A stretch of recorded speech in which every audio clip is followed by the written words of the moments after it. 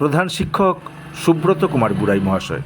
আচ্ছা স্যার, আপনি তো সঙ্গীত চর্চা করছেন, প্রধান শিক্ষক, তার উপরে বিভিন্ন মানে বিজ্ঞান সেমিনারে বিভিন্ন রকম যাচ্ছেন, সব কিছু করছেন। তারপর আরেকটা গুরুত্বপূর্ণ জিনিস, এই সাপ নিয়ে এত গবেষণা করছেন, বিভিন্ন জায়গায় স্লাইড শো করছেন।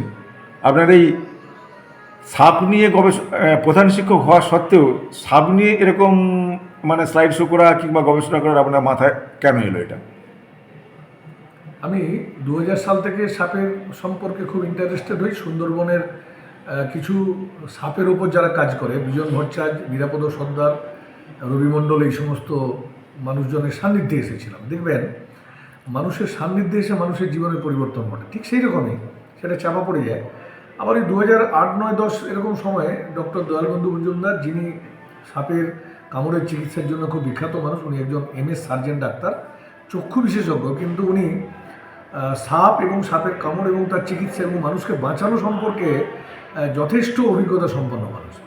ওনার সান্নিধ্যে আসার পর ওনার কাছে আমি বিভিন্ন ধরনের ট্রেনিং নিই, তারপরে পড়াশোনার মাত্রাটাকে বাড়িয়ে দিই এবং সেখান থেকে ভারতের বিভিন্ন প্রান্তের থাকা সাপের সঙ্গে জুড়ে থাকা যেসব মানুষগুলো, রমলা সুইটকার থেকে শুরু করে আমাদের বিশাল সাঁতরা থেকে শুরু করে আরও অন্যান্য মানুষ, তাদের লেখা পড়াশোনা করি প্রচুর পরিমাণে।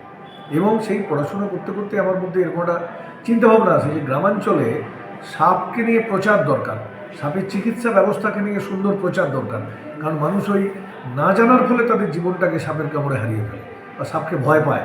সাপকে বাঁচানো, সাপকে না ভয় পাওয়া, সাপের কামড়ের চিকিৎসা ভালো নেওয়া, এই সবগুলো বিষয়ের উপরে নিজে পড়াশোনা করে দক্ষতা অর্জন করে তারপরে আমি স্যারের অনুমতি নিয়েই স্লাইড শোটা শুরু করি, আজ থেকে 10-12 বছর 15 বছর আগে। আচ্ছা, এই যে অধিকাংশ মানুষই তো সাপকে ভয় পায়, তাহলে আমাদের সাপ সম্বন্ধে আপনি সাধারণ জনগণকে কি সতর্কবাণী দিবেন বা সাপের সম্বন্ধে কি বলবেন? এটা সাপ নিরীহ প্রাণী, ওর দৃষ্টিশক্তি খুব ক্ষীণ, ও ভয় পেয়ে মানুষকে কামড়ায়। কারণ মানুষ তো সাপের খাদ্য নয়, খাদ্য তালিকায় মানুষ নেই। আমরা অসচেতনভাবে সাপের গায়ে পা দিয়ে ফেলি, হাত দিয়ে ফেলি, চাপ দিয়ে ফেলি। এইসব কারণের জন্যই সাপ আত্মরক্ষার জন্য আমাদেরকে কামড়ে দেয়। আর সাপে কামড়ালে ভয় পাওয়ার কোনো কারণ নেই, কারণ আপনি অতি সত্বর আপনার কাছাকাছি যে হসপিটাল আছে সেই ব্লক হাসপাতালে যাবেন। বিশেষত আমাদের কাছাকাছি সোনাখালী ব্লক হাসপাতাল আছে।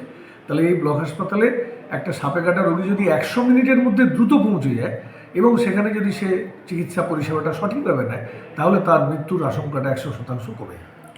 সাপ তাহলে ভয় পেয়েই কামড়ায়, ভয় আত্মরক্ষার জন্য, আত্মরক্ষার জন্য কামড়ায়।